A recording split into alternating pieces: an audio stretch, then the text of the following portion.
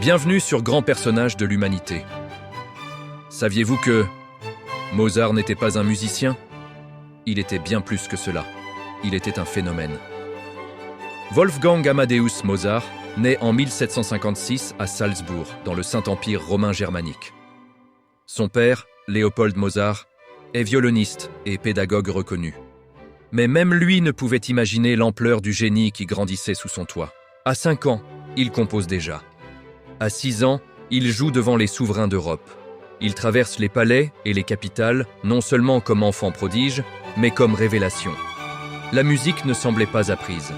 Elle semblait innée. À Vienne, adulte, il bouleverse les codes. Il compose opéras, symphonies, concertos, musique de chambre. Plus de 600 œuvres en seulement 35 ans de vie. Mais le génie ne protège pas des difficultés. Les dettes l'accompagnent. La création, elle, ne s'arrête jamais. Mozart est brillant, audacieux, irrévérencieux. Son humour dérange. Son esprit ne connaît pas le repos.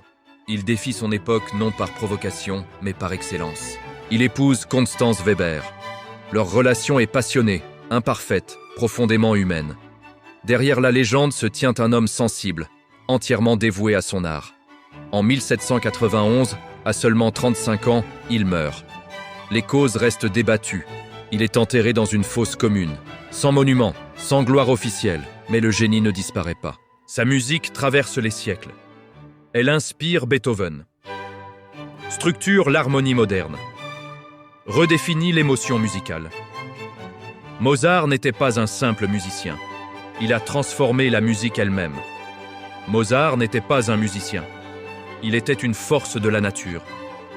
Si vous aimez les vies qui ont changé le monde, abonnez-vous à Grand Personnage de l'Humanité et suivez-nous pour découvrir d'autres destins extraordinaires.